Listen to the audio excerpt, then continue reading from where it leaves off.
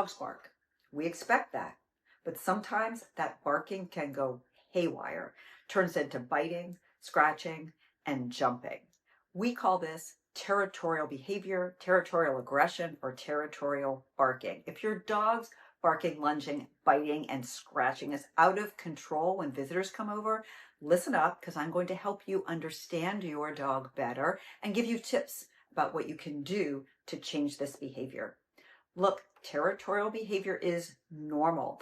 If your dog is a little out of control when a visitor comes to your house or someone passes by your yard or your car, there's probably some other motivation besides being that normal territorial dog, such as fear, anxiety, and stress, over-arousal. So think of that as like agitation, feeling in your body out of control. Your dog could be frustrated. You might have a friendly dog who can't get to the people and dogs that they want to meet, and so they start barking, right? You could also have a dog who is conflicted. Maybe they want to meet people, but people are a little scary. With that, you'll often see a dog who barks, and then when someone approaches, they run away.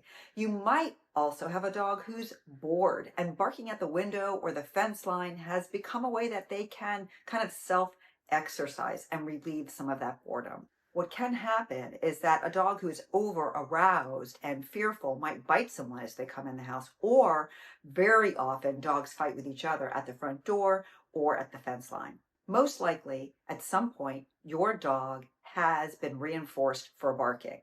Okay, reinforcement is reward. And once a reward has been given, you can't take it away. So reward of a behavior, think of it as like permanent. So how might your dog get rewarded for barking? Maybe your dog's friendly, barks at the door, a person comes in, he jumps on them, they pet him. Reward. Maybe your dog is frightened out of his mind. He barks at the window, the package delivery person drops the package and leaves. Your dog thinks, hey, the best way to stay safe is to bark, because when I bark, people leave, right? So you can see the reinforcement is all around you, and you don't even have to be present for your dog to be rewarded for that behavior. All right, so your dog performs a behavior that you do not like, and we've already established he's probably been reinforced for it. On top of that, he's probably practiced it again and again and again. So he's really good at it. It's a habit, and it's probably close to reflexive at this point. So the first thing we need to do is break the habit. How do we do that? We make the habit hard to perform by blocking windows, blocking doors, supervising your dog in the yard, putting your dog in a separate room when visitors come to the door. The second thing you're going to do is manage your expectation of your dog. It's wholly unrealistic to think that your dog can ascertain who is friend and who is foe and magically go from barking like a ferocious animal to being kind and friendly and being petted. Let that expectation go. You're the teacher, so you give your dog clear instructions about what they should do in order to stay safe. Now that you have a more realistic expectation of what your dog can do, you're going to make a new expectation. Do you want your dog to bark a couple of times and then be quiet? No problem. We'll teach a quiet cue.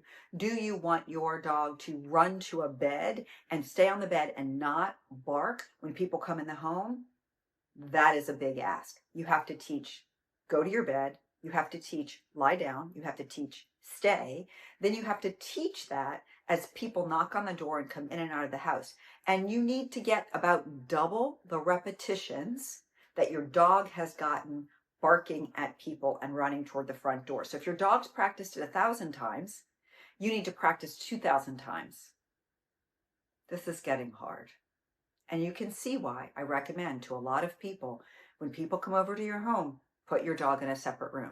The work it takes to really teach your dog to stay in a place when people come in the home and not bark is a huge amount of work, because the behavior has usually been practiced, honed carefully by your dog, and heavily reinforced by either you, your visitors, or the environment. So what do you do when your dog is out of control and barking and your dog doesn't have the skills to do anything else, right? You can't give instruction because you haven't trained your dog yet to do an alternate behavior. At that point, your best chance is just to distract your dog and get them into another space.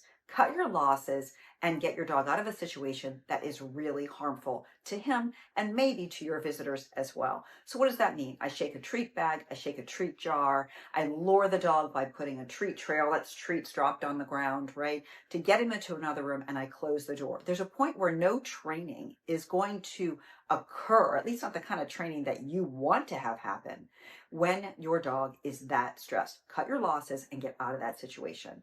Now, there's a caveat to all this, and that is, has your dog bitten someone? And let's not mince words. If your dog put their mouth on a person or another dog, it's a bite, even if the skin is not broken. If it's a nip, it's a bite. If it's a mouth, it's a bite.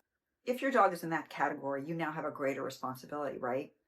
We need to get these dogs who have bitten before, who might bite, in separate rooms away from visitors. We need to make sure they're always sectioned off from the front door so that there's no chance that maybe our teenage child will open the door to get their DoorDash and your dog will go out and bite the delivery person. We need to make sure that there's locks on the gates to the backyard, that you know when your lawn service or pool people are coming. We need to take those extra steps if we have a dog who has a known history of any sort of biting or we suspect will bite in that type of situation. Territorial behavior is normal. It can get out of control. When it does, there's another underlying reason. Manage your expectations of your dog, make them realistic, and then train your dog to do the things you want him to do. Avoid the environment or situations that cause your dog to be triggered in the first place while you're training, and always get him out of situations that have turned into stress atomic bombs.